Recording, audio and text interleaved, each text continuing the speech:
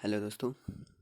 आज हम आपके सामने बिहार बोर्ड द्वारा क्लास 10th के साइंस के एक महत्वपूर्ण ऑब्जेक्टिव प्रश्नों को लेकर आया हूँ, जो कि परीक्षा की दृष्टि से बहुत ही महत्वपूर्ण है। तो चलिए दोस्तों शुरू करते हैं। पहला क्वेश्चन है, प्रकाश क्या है? तो प्रकाश आंखों को प्रभावित करने वाली ऊर्जा है। दूसरा क्वेश्चन क्या है, अवतल दर्पण के प्रकरण में किसी वास्तविक और उल्टे प्रतिबिंब के लिए आवर्धन होगा, तो क्या होगा? ऋणात्मक। तीसरा क्वेश्चन है, प्रकाश तरंगे होती है, तो प्रकाश तरंगे क्या होती है? विद्युत चुंबकीय तरंग होती है। चौथा क्वेश्चन है, हवा में टंगी वस्तु को पानी के अंदर से पानी की सतह के लंबवत देखने पर वस्तु का प्रतिबिंब वस्तु से क्या होता है? अधिक दूर दिखता है। Option A. पांचवा क्वेश्चन है, प्रतिबिंब की ऊंचाई और वस्तु की ऊंचाई का अनुपात को कहते हैं, तो क्या कहते हैं? आवर्धन कहते हैं। छठा क्वेश्चन है, एल्कोहल का अपवर्तनांक है, तो एल्कोहल का अपवर्तनांक कितना है? 1.36। सातवां क्वेश्चन है, नेत्र लेंस में समायोजन की क्रिया होती है, तो किसके द्वारा होती है? सिलियरी पेशियों द्वारा। आठवां क्वेश्चन कहता है कि निकट दृष्टि दोष उत्पन्न होने के कारण है, तो क्या होता है? अभिनेत्र लेंस की वक्रता बढ़ जाती है। Option A. नवा क्वेश्चन है कि आयु में वृद्धि होने पर मानव नेत्र में समंजन क्षमता घट जाती है और यह दोष कहलाता है, तो क्या कहलाता है? जरा दृष्टि दोष। Option D. 10वां क्वेश्चन कहता है कि दोष रहित नेत्र 25 सेंटीमीटर और अनंत के बीच रखी वस्तु को आसानी से देख पाता है, इसके बीच की दूरी कहते हैं, क्या कहते हैं? दृष्टि परिसर कहते हैं। ठीक है। 11वां क्वेश्चन है कि मृत्यु के पश्चात कितने घंटे के अंदर नेत्र निकाल लेना चाहिए, तो कितने घंटे? 4 से 6 घंटे।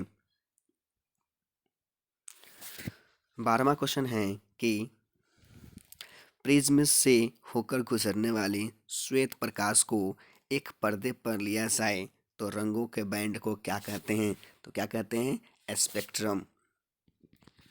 13वां क्वेश्चन है, स्थिर विद्युत में आवेश किस रूप में रहता है, तो विराम में रहता है। 1 किलोवाट घंटा का व्यवहारिक मात्रक है, तो क्या? यूनिट।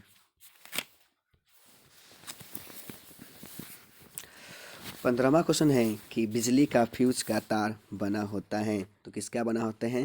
तांबे और टीन दोनों का। 16वां क्वेश्चन है, जिन पदार्थों से विद्युत प्रवाह आसानी से नहीं होते हैं उसे विद्युत रोधी कहा जाता है। 17वां क्वेश्चन है, इलेक्ट्रॉन का आवेश होता है, तो इलेक्ट्रॉन का आवेश कितना होता है? 1.6 into 10 to the power plus 19 coulomb आवेश होता है।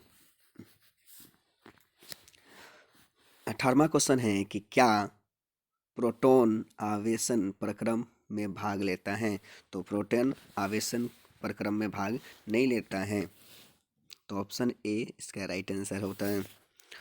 19वां क्वेश्चन है कि किसी चालक तार से विद्युत धारा प्रवाहित करने पर तार के ऊपर तथा नीचे कैसे चुंबकीय क्षेत्र पैदा होते हैं, तो विपरीत प्रकार के चुंबकीय क्षेत्र पैदा होते हैं। 20वां क्वेश्चन है कि ऑस्ट्रेट के प्रयोग में चालक के तार के नीचे चुंबकीय सुई रख दिया जाए और तार में विद्युत धारा दक्षिण से उत्तर की ओर प्रवाहित हो तो सुई की उत्तरी ध्रुव किधर विक्षेपित होगी, तो राइट आंसर है पश्चिम की ओर। फिर 21वां क्वेश्चन कहता है कि अगर सुई चुंबक धारावाही तार के ऊपर हो और विद्युत धारा दक्षिण से उत्तर की ओर प्रवाहित हो तो सुई चुंबक के उत्तरी ध्रुव किधर विक्षेपित होंगे, तो किस ओर होंगे? पूरब की ओर। 22वां क्वेश्चन है कि प्रत्यावर्ती धारा की आवृत्ति कितनी है, तो प्रत्यावर्ती धारा की आवृत्ति कितनी है? 50 हर्ट्ज।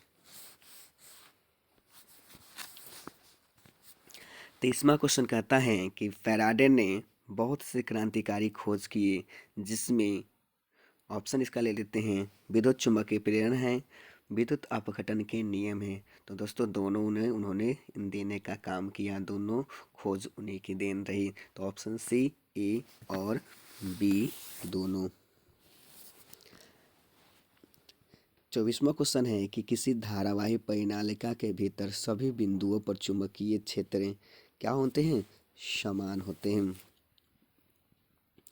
25वां क्वेश्चन है कि पृथ्वी को निम्न स्रोतों से सूर्य द्वारा कौन सी प्रमुख ऊर्जा उपलब्ध होती है?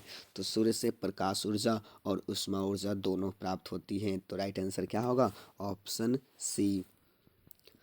26वां क्वेश्चन है जीवाश्म ईंधन है। तो जीवाश्म ईंधन हमारे सारे ऑप्शन कोयला, पेट्रोलियम, प्राकृतिक गैस सभी जीवाश्म ईंधन है। तो ऑप्शन डी इसका राइट आंसर हो जाएगा। सीएनजी का पूरा नाम है। तो सीएनजी का पूरा नाम क्या है? संपीड़ित प्राकृतिक gas. Option B right answer है। 28वां क्वेश्चन है प्राकृतिक गैस का दहन किस प्रकार की रासायनिक अभिक्रिया है? तो प्राकृतिक गैस का दहन ऊष्माक्षेपी अभिक्रिया है। राइट आंसर क्या हो जाएगा? सी। 29वां क्वेश्चन है कि NaOH और HCl की अभिक्रिया से NaCl और H2O बनते हैं। यह कौन सी अभिक्रिया है? तो कौन सी? उदासीनीकरण अभिक्रिया है। 30वां क्वेश्चन कहता है CuO प्लस H2 अभिक्रिया करके Cu+H2O बनाती है। तो इस अभिक्रिया में किसका अपचयन होता है? तो किसका अपचयन होता है? Cu का।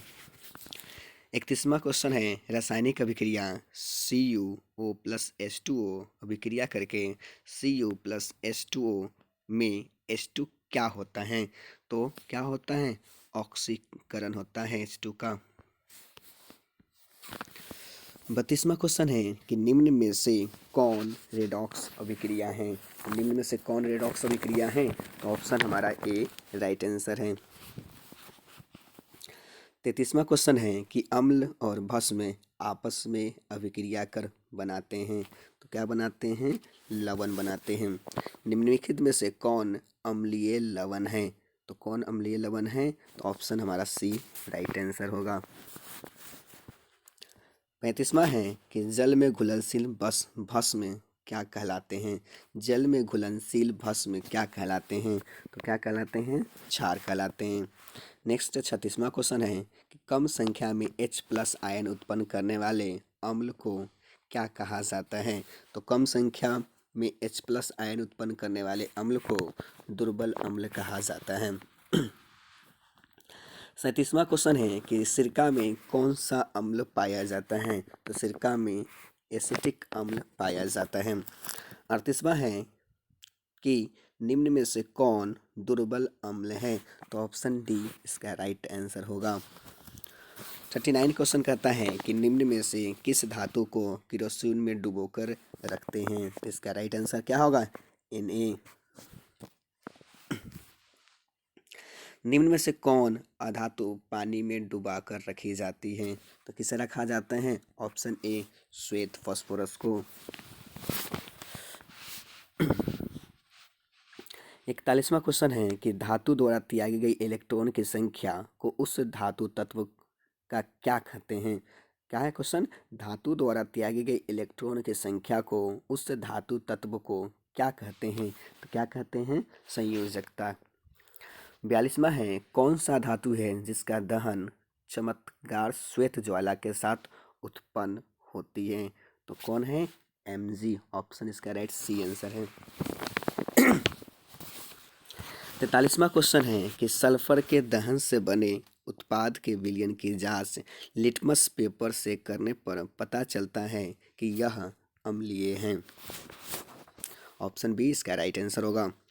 44 क्वेश्चन कहता है कि विद्युत संयोजक यौगिक कार्बन डाइसल्फाइड में क्या होते हैं? घुलनशील नहीं होते हैं। ऑप्शन डी इसका राइट आंसर होगा। 45 नंबर क्वेश्चन कहता है कि कार्बन के 2 अपरूपों के अलावा तीसरा अपरूप के क्या नाम है? तो क्या नाम है? Fluorine carbon. Option C. 46 number है संतृप्त हाइड्रोकार्बन वायु में जलकर किस प्रकार की ज्वाला उत्पन्न करती है? तो कैसी ज्वाला उत्पन्न करती है? तो स्वच्छ ज्वाला, ऑप्शन सी। 47 क्वेश्चन है कि कार्बन और हाइड्रोजन से बने यौगिक को क्या कहते हैं? तो क्या कहते हैं? Hydrocarbon, option C. 48 क्वेश्चन कहता है एथेनॉल सोडियम से अभिक्रिया कर कौन सा गैस बनाता है? तो H2 गैस बनाता है। 49 क्वेश्चन एसिटिलीन का IUPAC नाम है, तो क्या नाम है? प्रोपेनॉल।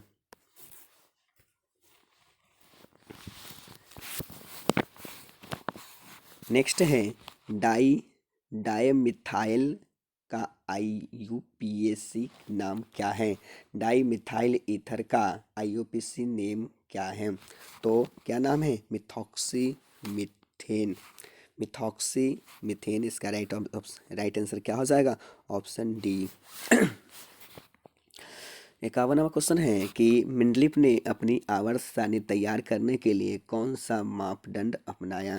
तो कौन सा मापदंड अपनाया? परमाणु द्रव्यमान को। 52 नंबर क्वेश्चन है कि तत्वों के आवर्त सारणी के प्रारंभिक विकास में किसका प्रमुख योगदान रहा? तो किसका रहा? मेंडलीफ का। 53 नंबर क्वेश्चन कहता है कि समस्थानिकों के गुणधर्म समान होते हैं लेकिन परमाणु द्रव्यमान भिन्न भिन्न होते हैं। ऑप्शन इसका राइट क्या आंसर हो जाएगा? Option B.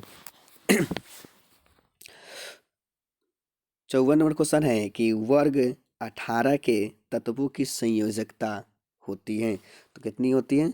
0 होती है। 55 नंबर क्वेश्चन कहता है कि चिपको आंदोलन किस स्थान पर प्रारंभ हुआ था? तो कहाँ हुआ था? गढ़वाल के रेनी गांव में। ऑप्शन सी इसका राइट आंसर होगा। नेक्स्ट 56 नंबर क्वेश्चन कहता है कि निम्नांकित किस जीव में परिसंचरण तंत्र नहीं होता है? किस जीव में परिसंचरण तंत्र नहीं होता है? तो हाइड्रा में परिसंचरण तंत्र नहीं होता है। रेनीज एवं गोंद कहाँ संचित रहते हैं? तो रेनीज एवं गोंद कहाँ संचित रहते हैं? पुराने जाइलम में। 58वां क्वेश्चन है कि आराम में सामान्यतः वयस्क मनुष्य का श्वसन दर प्रति मिनट कितना होता है? तो कितना होता है? 15 से 18। 60 नंबर क्वेश्चन कहता है कि कोशिका के युग्मकों के संलयन की परिणति कहलाती है। कोशिका के युग्मकों की संलयन की परिणति कहलाती है। क्या कहलाती है? तो जाइगोट कहलाती है। ऑप्शन सी इसका राइट आंसर होगा। नेक्स्ट है 61 क्वेश्चन कहता है कि ग्लूकोज में कार्बन के कितने अणु होते हैं? तो ग्लूकोज में कार्बन के कितने अणु होते हैं? तो 6 होते हैं। Option D. 62 नंबर क्वेश्चन है कि निम्न विकल्पों में कौन श्वसन तंत्र की वायरस से होने वाली बीमारी है? तो कौन है? इन्फ्लुएंजा।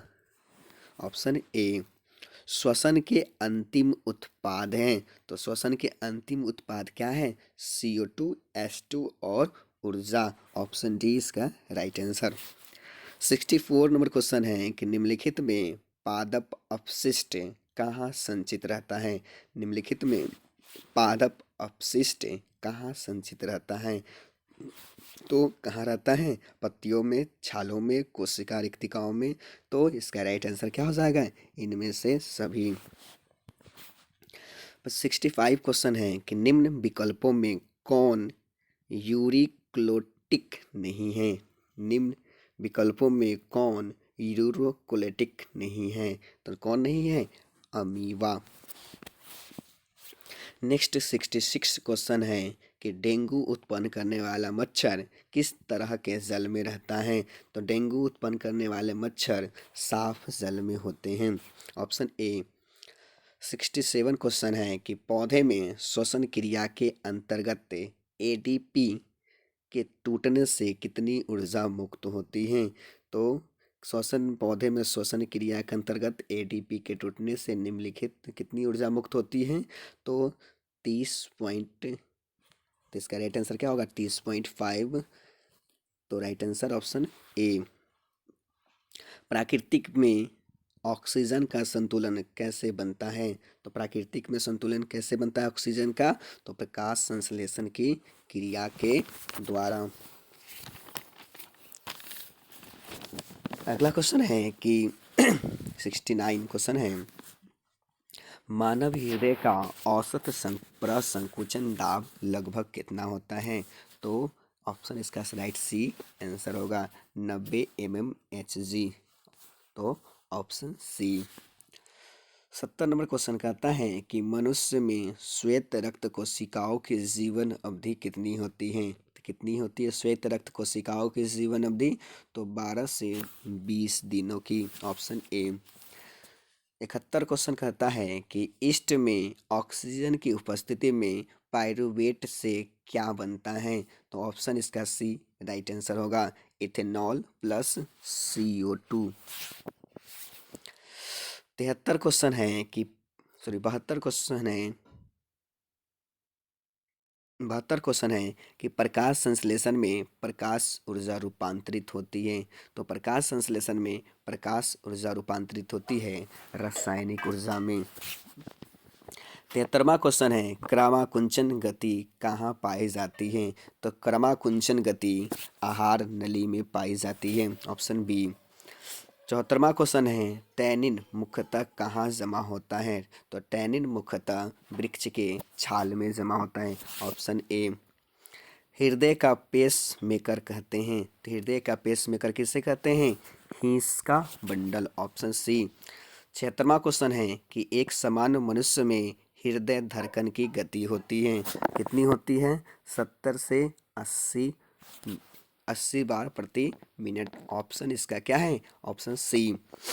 77वां क्वेश्चन है कि ओजोन परत के अपक्षय के लिए मुख्य रूप से कौन जिम्मेवार है? तो कौन जिम्मेवार है? CFC। ऑप्शन सी।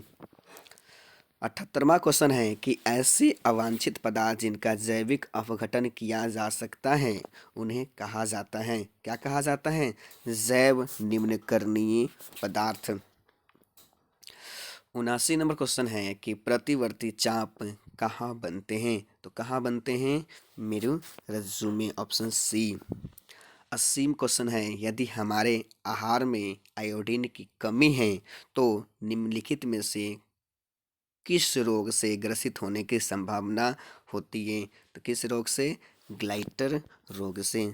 तो चलिए दोस्तों, आज हम लोग यहाँ पे साइंस के पूरे 80 प्रश्नों को हम लोग देखे हैं। अगर अच्छा लगे तो इस चैनल को लाइक और सब्सक्राइब ज़रूर करें। चलिए, थैंक यू।